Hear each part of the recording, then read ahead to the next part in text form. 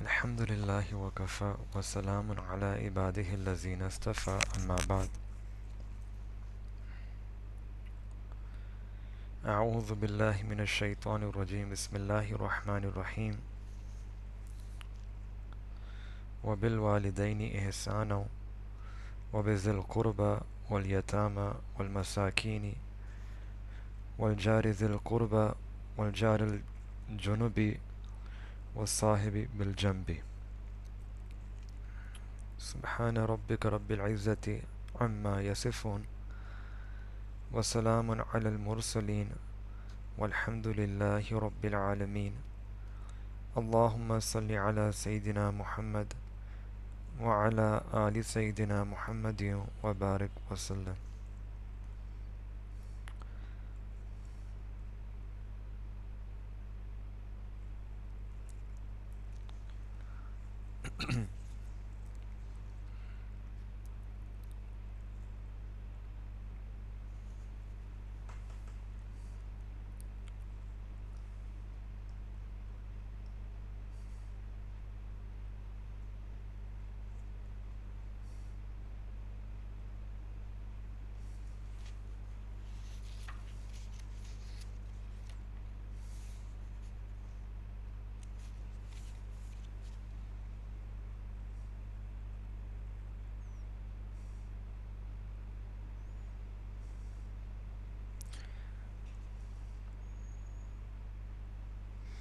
For a person to attain closeness with Allah subhanahu wa ta'ala, what is essential is that a person adorns himself with akhlaq hamida and rids himself of akhlaq razila. In other words, simply put, that a person adorns himself with praiseworthy attributes and removes any and every blameworthy attribute. This is very important.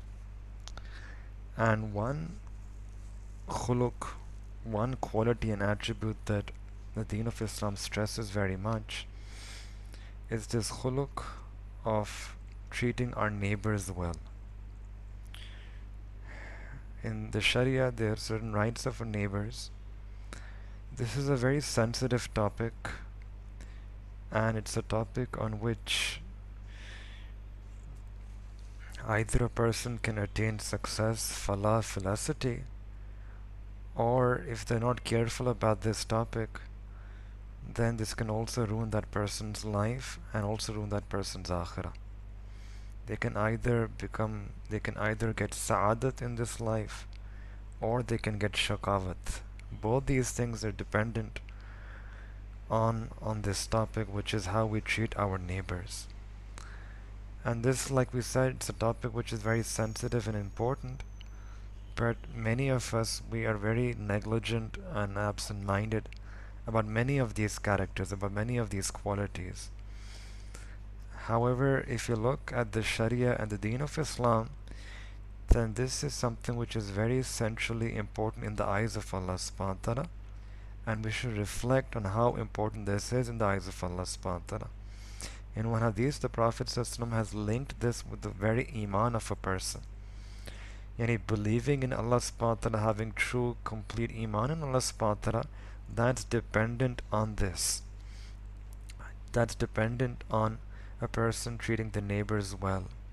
So in this hadith, the Prophet ﷺ, this is Bukhari, mentioned Bukhari Sharif, that man kana yu'minu billahi wal yawmil akhiri, that whosoever believes in Allah subhanahu wa ta'ala and yawmil akhirah, fal yukrim jarahu, they should do ikram, they should honor their neighbors.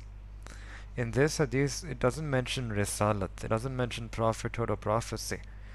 It doesn't mention other things about iman, the requirements of iman. Only two things are mentioned.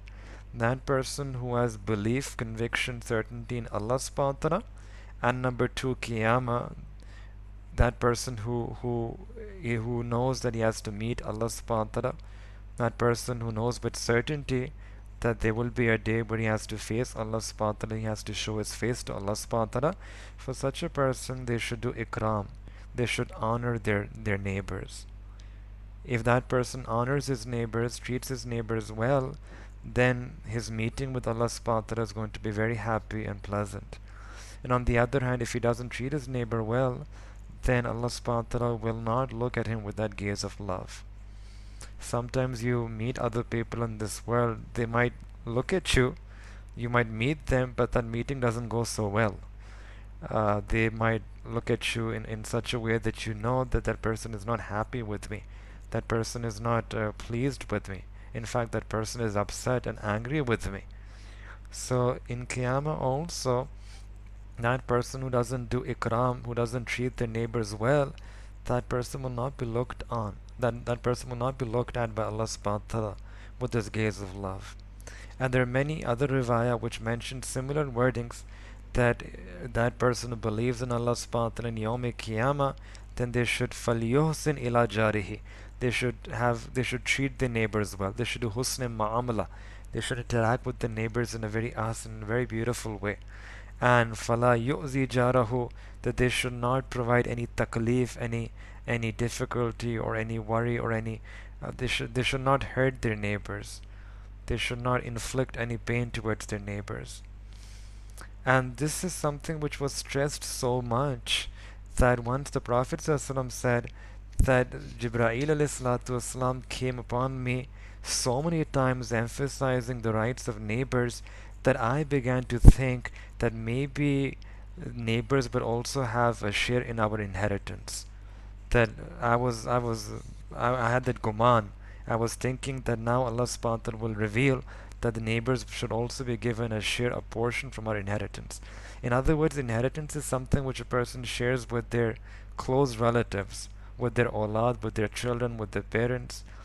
And the fact that the Prophet ﷺ had this thought, this guman, that even the neighbors would also be told to have a share in our inheritance, one can only imagine, all of us can imagine, that what is the right, How is Deen of Islam looking at the rights of neighbors? How important this aspect is in the Deen of Islam. And in fact, it's not just something which is centrally important in the Deen of Islam, but where Allah subhanahu wa ta'ala has mentioned is its importance, Allah subhanahu wa ta'ala has also mentioned the faza'il, also mentioned the virtues, the merits and blessings that a person gets in this life and in akhirah when a person treats their neighbors well, when they discharge those rights and obligations towards their neighbor. So in one hadith, the Prophet mentioned, this is mentioned in Tirmidhi Sharif, that whosoever treats their neighbors well, yani who makes their neighbors happy, do husn suluk with them, then Allah subhanahu wa ta'ala will make that person true in his iman.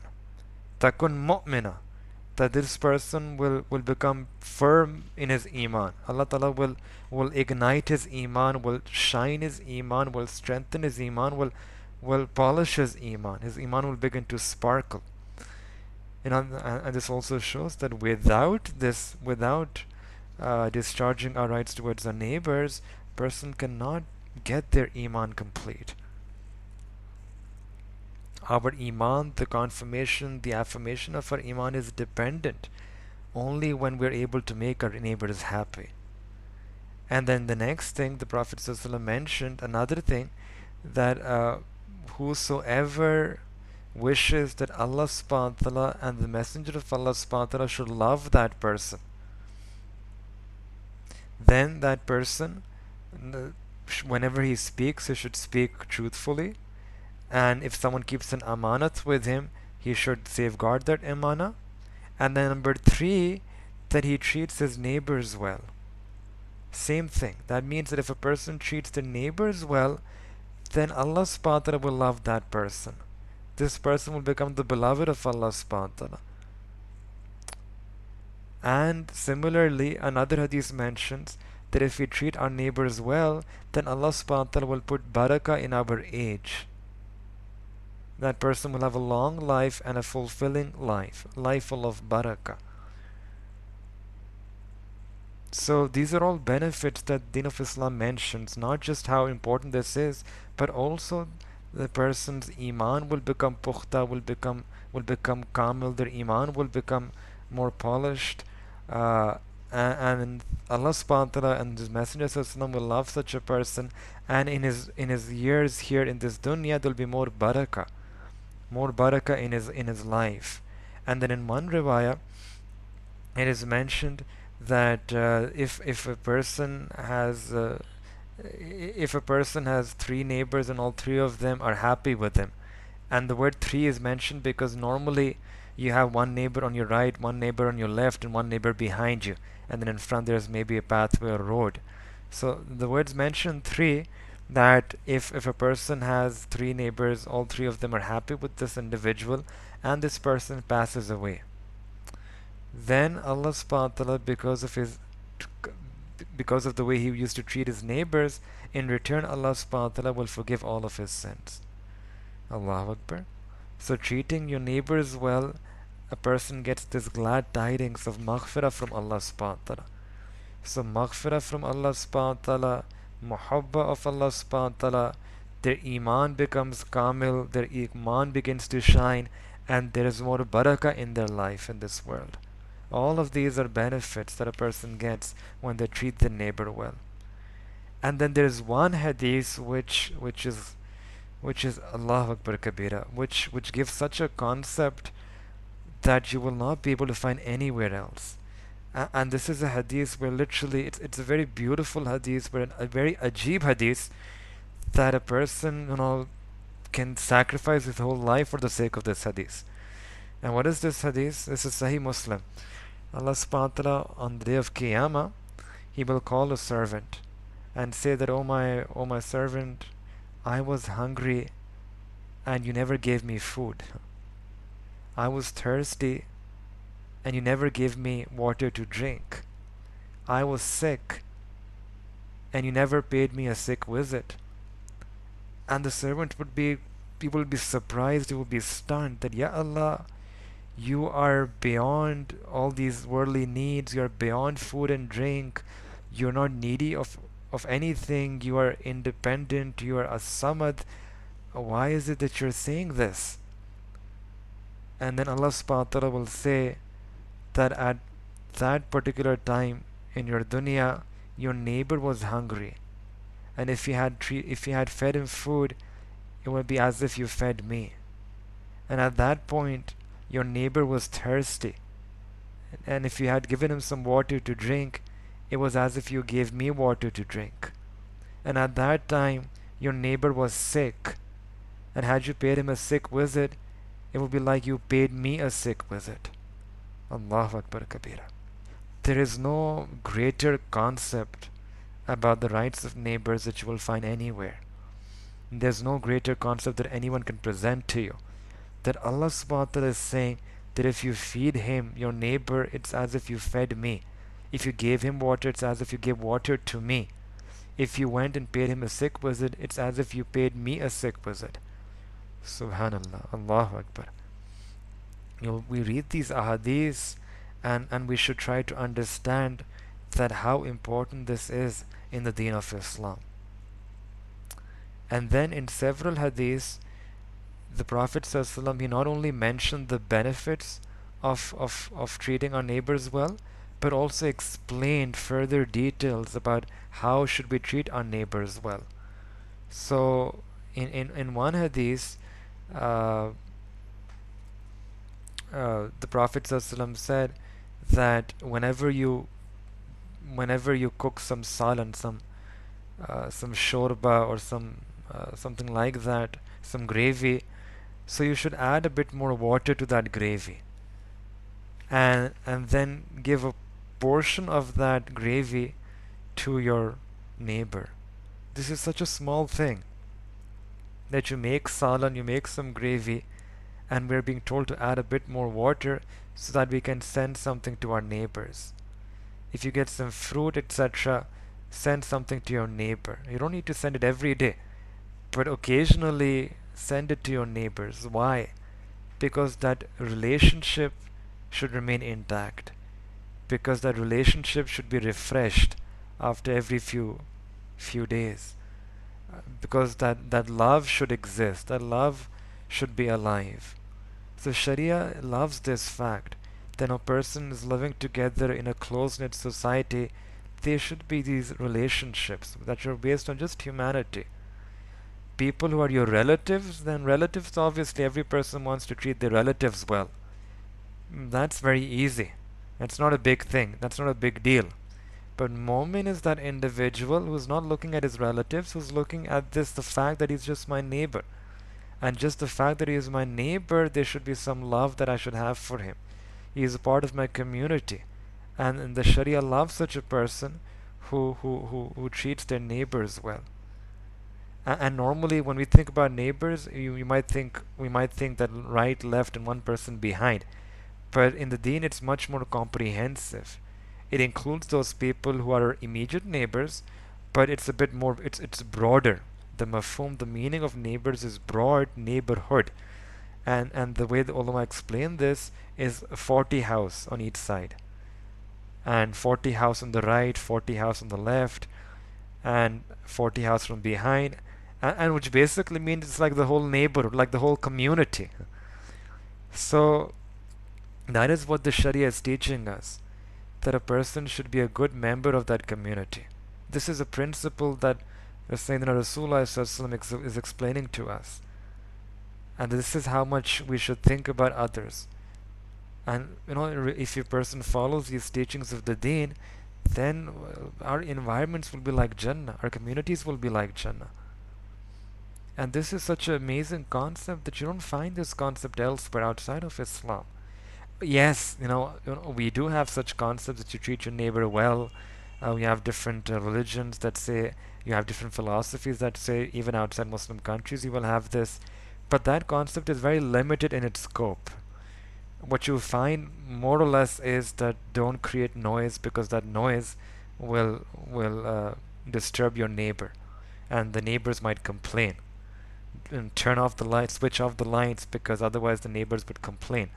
You have these the noise hours that you can use your laundry, and you can use microwave. But once those noise hours are done, then you should not use these big machineries. Why? Because the neighbors would complain.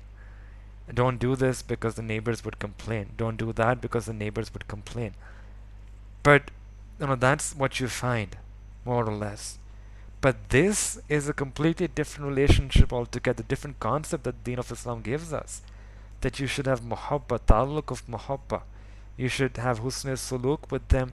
That if you pay them a sick visit, it's as if you paid a sick visit to Allah subhanahu wa ta'ala. This concept is you don't find anywhere else in the world. Uh, there was a person who went to live in the West. He went from the East and lived in the West. A young boy, and he was studying. And Allah Kishan, one of his relatives, Mamu, he came to meet him. And his Mamu had an orchard of mangoes. Mother is a very ajib makhluk of Allah subhanahu wa ta'ala. She said to her brother that you are going to meet my son, and I wish that you can take these mangoes from my son and give it to my son on my behalf. The mother, she always wants to send something to eat for her kids, even though those things might be found there in better quality. But a mother is a mother. So here she sent one carton of mangoes. When that person reached, and they opened that carton, and they were eating mangoes. So the young boy, he said that I'll send some mangoes to my neighbors. So both right and left, he sent a few mangoes to his neighbors. And while they were eating, after some time, there was a knock on the door, and he opened the door, and he saw both his neighbors were standing there. And they said that the mangoes that you sent were very delicious, but you forgot to send us the bill of those mangoes. And they were expecting there should be a price attached to this. And this is and then we have this other muashara, this other environment, this other concept that the Deen of Islam is giving us. That this is part of our iman. This is part of our relationship with Allah subhanahu wa ta'ala. It's as if you fulfill the right of Allah subhanahu wa ta'ala. So this Islam is very beautiful religion. If a person practices this religion completely, people complain about their masail, that we have this worry, that we have this problem in our life, issues. It seems as if this whole world is like a masailistan. But the reason is because we haven't fully, completely followed the teachings of the Sharia. We have the best of us, the people are religious, we have compartmentalized deen. We have deen in one aspect of our life, but not the other aspects of our life. And once you compartmentalize, and we do this is a very deliberate decision. Wherever we see that there is faida, some benefit, we are willing to do those things. And wherever we see that this goes against my tabiya, against my nafs, against my mizaj, against my nature, then we keep those teachings in the corner. We say this is not relevant for me. This part of deen, it's just best, let me keep a safe distance from these things. We have very successfully compartmentalized the deen of Islam. And we're just choosing to follow our version of the deen of Islam. We don't have amal on the kamil deen of Islam. And that's why we have these problems. That's why we have this barakati. That's why we have these issues in our lives. Because we have left the complete way of Islam, the complete teachings of Islam, because of which we are mehroom and deprived of the complete barakah of Islam.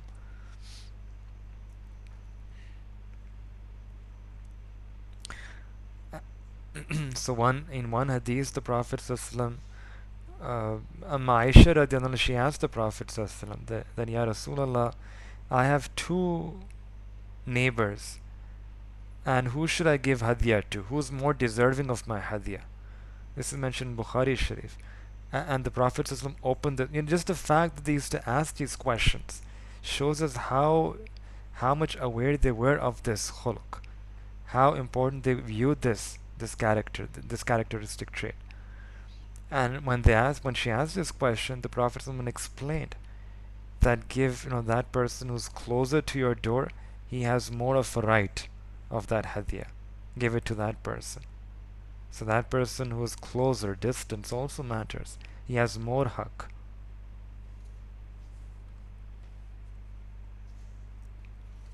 And even in Qiyamah, when people will be talking about hukukul ibad, and this whole, the tarazu, the scales will be set up for hukukul ibad, the first question, the first questioning that will be between people and individuals would be between neighbors.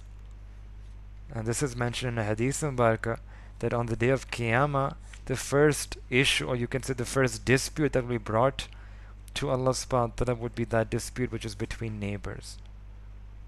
So this is something which we have to keep in mind, that we have to treat our neighbors well. Now sometimes a question might come to our mind that what if my neighbor is such a bad person? What if my neighbor is a sinner? What if my neighbor is not even a Muslim? Then what am I supposed to do in this?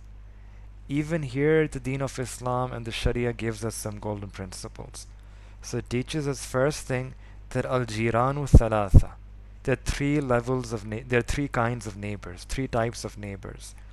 First is that neighbor upon whom you have three rights, and you have to discharge three rights to one kind of neighbor. To a second one, you have to discharge two rights. That person has two rights over you.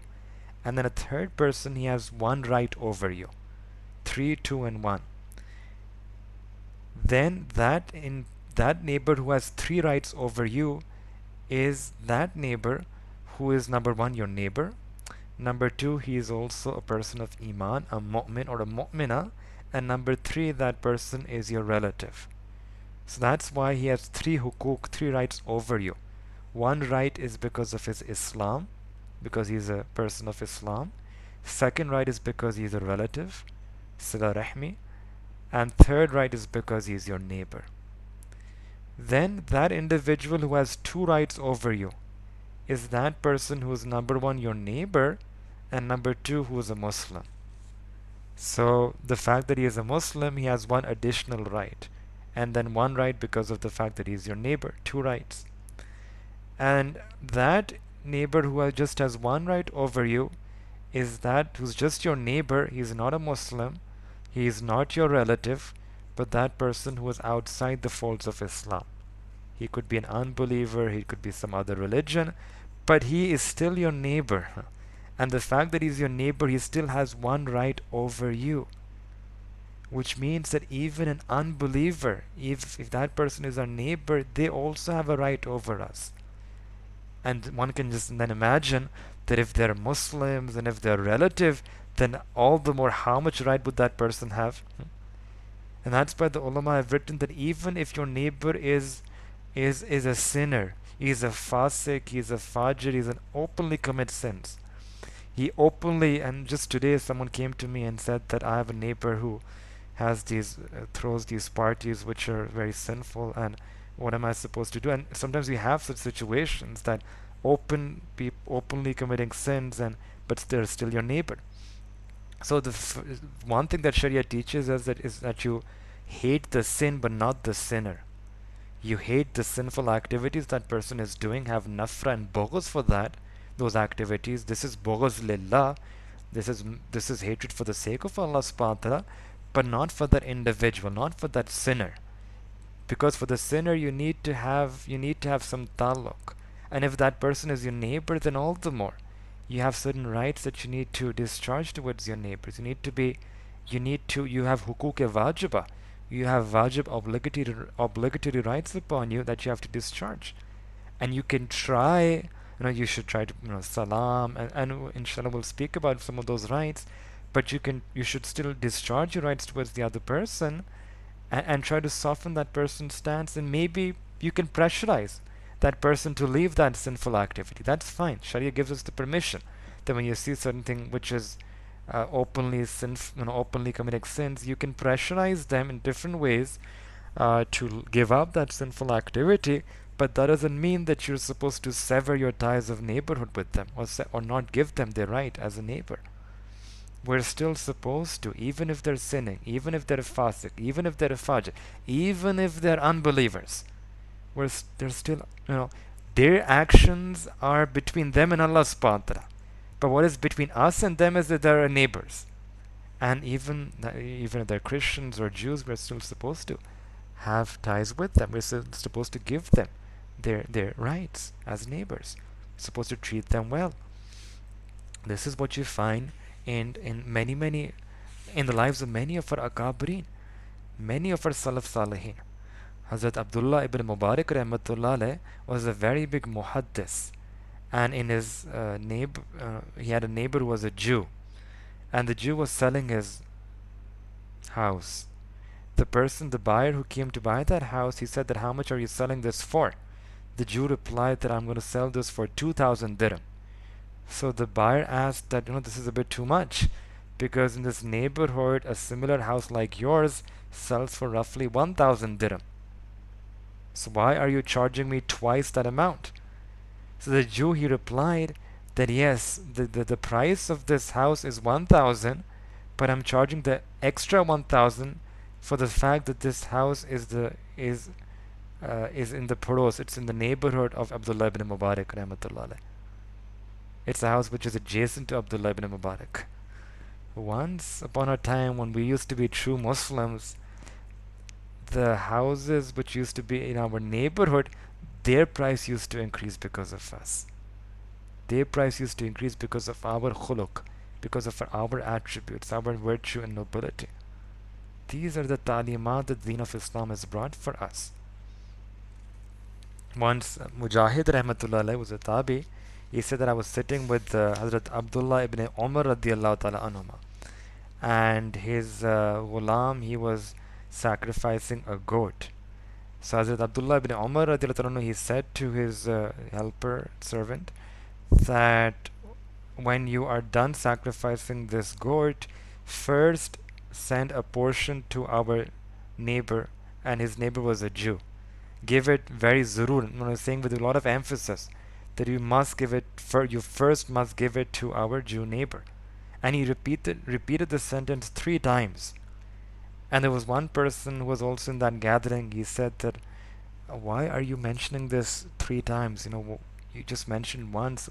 Isn't that enough? And then Hazrat Abdullah ibn Umar he said that, I have heard from the Prophet ﷺ so much ta'keed, there's so much emphasis from the Prophet ﷺ about fulfilling the rights of our neighbors, that we used to think that once we pass away, our wirasa, our inheritance, will be shared with our neighbors.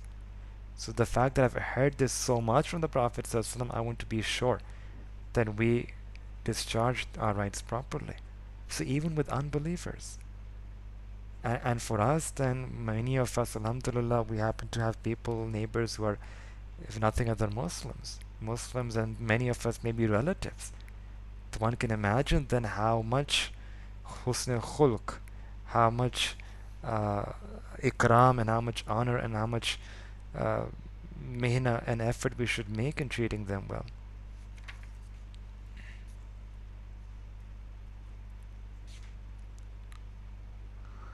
And at the same time, if a person thinks that I'm doing lots of nafil ibadah, and they are ghafil, and they're not so careful about this aspect, then perhaps their ibadah will not be able to benefit them. Their ibadah will not be complete and wholesome for them. In one hadith, the Prophet explained that the Prophet was told by a Sahaba that, Ya Rasulullah, there is a fulana, there is a person, a lady, an old lady, tasumun nahar, she fasts during the day, wa taqumul layl, and she prays nafil salah throughout the night. However, wa tu'zi jiranaha, she is a source of discomfort, taklif, iza, hurt for her neighbor. The Prophet said, Hiya min ahlin nar, that this woman, she is from Jahannam. Allahu Akbar. She is praying the whole night, tahajjud. Entire day she is fasting. but because she was not able to control her tongue, and she used to use her tongue to provide iza, inflict pain towards her neighbors. So the Prophet ﷺ saying about her that she is from among the people of Jahannam.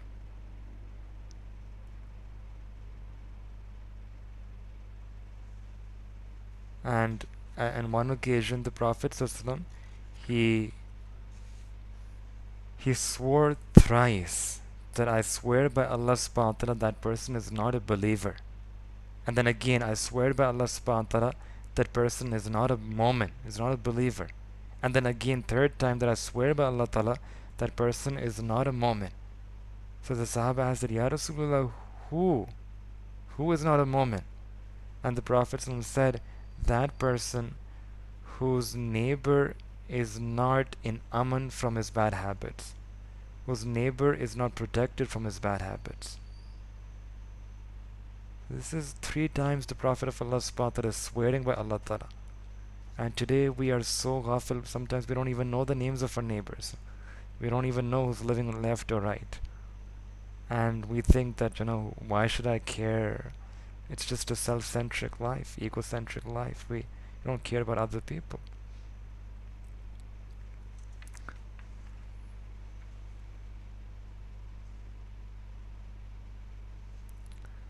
And this is, again, regardless of the fact that how the neighbors treat us. We are supposed to do achai, we are supposed to do goodness with them. Same thing with Sulah Rahmi. We mentioned earlier that once a Sahabi came and said that, Ya Rasulullah, I do Sulah Rahmi, I join ties with my relatives, but they sever ties with us. I do bhalai, goodness with them, but they reply with malice, with fights, with disputes. So the Prophet said that as long as you continue to do goodness with them, you will have the help of Allah subhanahu wa ta'ala with you. Yani Allah will be your helper.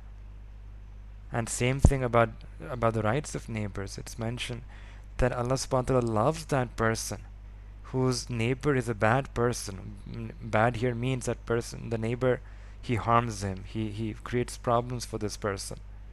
He provides taklif to this person. However, when he receives any such thing from his neighbor, فَيَصْبِرُ عَلَىٰ أَذَاهُ. This person has sabr. He just patiently endures the hardship inflicted upon him by his neighbor. وَيَحْتَسِبُهُ. And he is hopeful in the mercy of Allah, in the reward from Allah subhanahu wa ta'ala. He is hopeful about the reward of Allah subhanahu wa ta'ala, sabr and hopeful. Then يَكْفِيَهُ اللَّهُ بِمَوْتٍ أَوْ حَيَاتٍ. And he continues in such a manner until Allah subhanahu wa ta'ala either becomes enough for that person or that person passes away. So that person who leads such a life where he's on the receiving end from his neighbor is not a good person, but he's receiving end, but he receives it with sabr, with hope in the mercy, hope in the reward from Allah subhanahu wa ta'ala. Allah subhanahu wa ta'ala loves such a person. Allah is muhabba for such a person.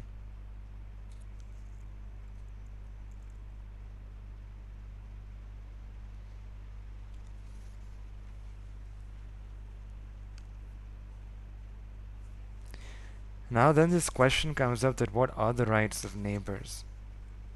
So here there is a very beautiful hadith which mentions,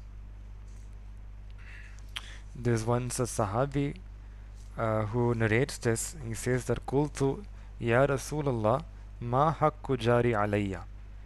That I asked the Prophet ﷺ that what are the rights of neighbors upon me? So that's our question. Qala, the Prophet ﷺ said, in marida uttahu. That if your neighbor falls sick, then you should pay him a sick visit. Wa in mata shayyatahu. That if your neighbor passes away, you should participate in his namaz-e-janaza, salatul janaza. Wa in istakrazaka akrastahu. And if your neighbor requests you for some kind of loan or a qarza, then you should try to, if it's possible, try to give him a loan. Give him a qarza hasana. وَإِنْ عُرِّيَ سَتَرْتَهُ.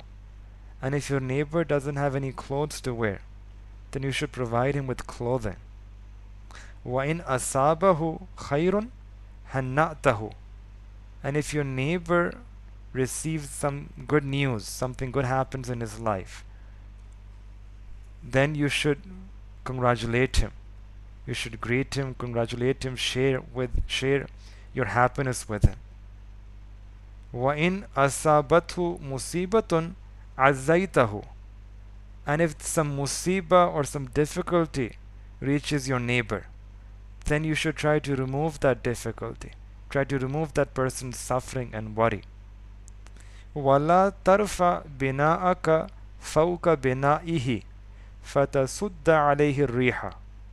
And you should not build the wall of your house in such a way that you block the flow of air from that person's house, from your neighbor's house. And you don't build your walls so high that you actually stop that air or stop wind from reaching your neighbor's house. And then the last thing the Prophet said, وَلَا تُؤْذِهِ بِرِيهِ قِدْرِكَ إِلَّا أَن تَغْرِفَ لَهُ مِنْهَا. And you should not provide him taklif with whatever you cook. Don't cause him distress by what is cooked in your house, except that whatever is cooked in your house, you send some portion of it to your neighbor. So this is a very beautiful and comprehensive hadith which explains to us some of the rights that we should be careful about when we deal with our neighbors. So that's why the ulama have mentioned that the rights of neighbors is that whenever they're in some difficulty, we should try to remove their difficulty. If they are needy of some money or some qarz, some loan, if we have that istitaat, we should try to provide them with that loan. If they are needy generally, we should try to go to their house and try to remove that person's suffering and grief as much as possible. If they fall sick, we should go pay them a sick visit, iyadat mariz.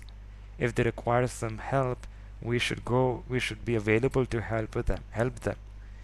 If some musiba or some disaster, some trial reaches them, something happens, bad thing happens to them, we should be there as a source of support and solace for them.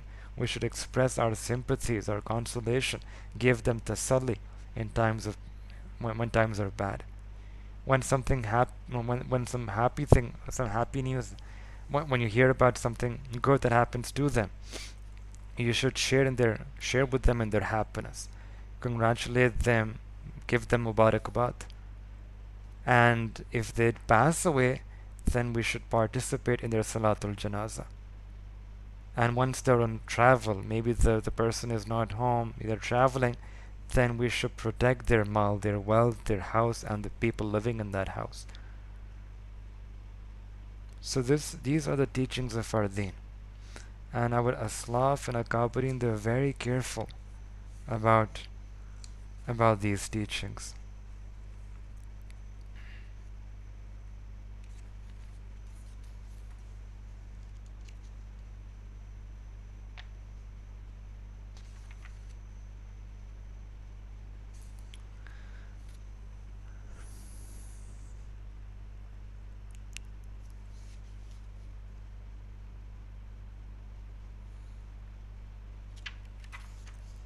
There's a story mentioned about a pious person by the name of Hazrat Abdullah bin Tahir rahmatullah alayh.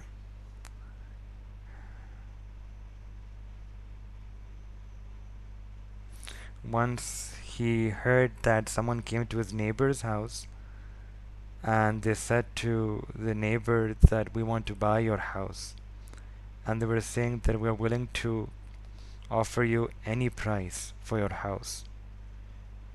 So the neighbor, she was a woman, she said that I can sell you my house, but I cannot sell you the fact that this house is in the neighborhood of Abdullah bin Tahir rahmatullah alayh. Yani the fact that my house is lies adjacent to Abdullah ibn Tahir, this is priceless. There's no price for this. And because of this, my neighbor, I don't want to sell my house. I cannot sell my house. So when Abdullah bin Tahir rahmatullah heard this, that person went away, and Abdullah bin Tahir approached this woman and said that, explain to me your situation. Why did this person came to buy your house? And she said that I'm very needy, but I cannot sell this house because I have you as my neighbor. So he called that woman and said that, okay, tell me how many awlad, how many children do you have? And she said that my husband passed away, I'm a widow, and I have 4 daughters. And then Abdullah bin Tahir rahmatullah, he went out and searched for a suitable proposal for those 4 daughters. And he found a suitable proposal for those 4 daughters, and he gave a lot of wealth, his own wealth, to each daughter at the time of Rukhsati. And at that zaman, in that time period when 1 dinar used to be very precious, he gave 100,000 dinar to every daughter at their nikah. This is called fulfilling the rights of your neighbor.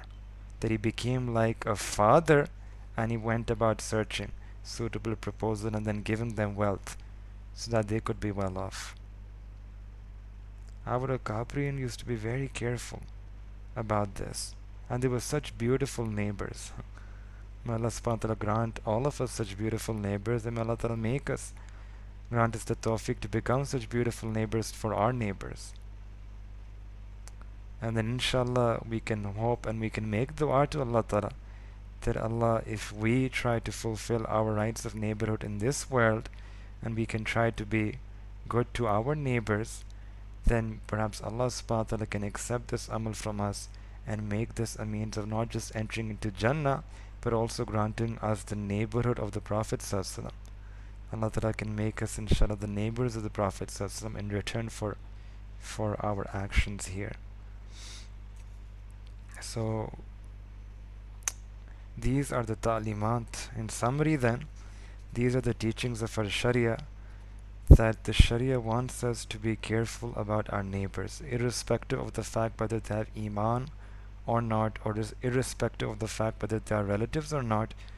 We should still give them their rights. They have rights over us, and we should do husn suluk with them. And inshallah, if we do husn suluk with them, then Allah subhanahu wa ta'ala will love us for that act. Allah subhanahu wa ta'ala will forgive us for our sins. Allah subhanahu wa ta'ala will put barakah in our age. Allah ta'ala will polish, will strengthen our iman. And inshallah, in Qiyamah, Allah subhanahu wa ta'ala, we are hopeful that Allah subhanahu wa ta'ala will grant us the neighborhood of the Prophet sallallahu alaihi wasallam in Jannah. So we make dua that may Allah subhanahu wa ta'ala grant all of us the tawfiq to act on these teachings. May Allah ta'ala include our names among those people who are pleasing to Him. Wa akhiru da'wana anil hamdulillahi rabbil alameen.